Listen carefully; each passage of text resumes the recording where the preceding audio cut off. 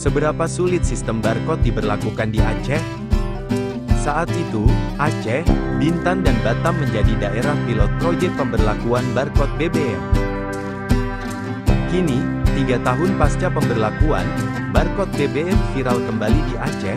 Gubernur Aceh Muzakir Manaf, dalam sambutannya usai dilantik Rabu tanggal 12 Februari tahun 2025 lalu, menegaskan mencabut penggunaan barcode BBM di seluruh Aceh.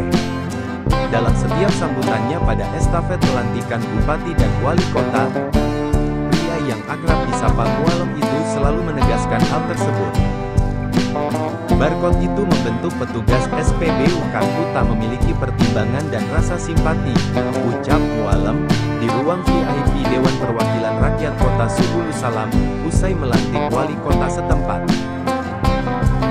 Dalam beberapa kejadian yang kebetulan saya ada di sana, sungguh miris, ada 2 warga masyarakat mendorong mobil pikupnya yang kehabisan BBM ke SPBU.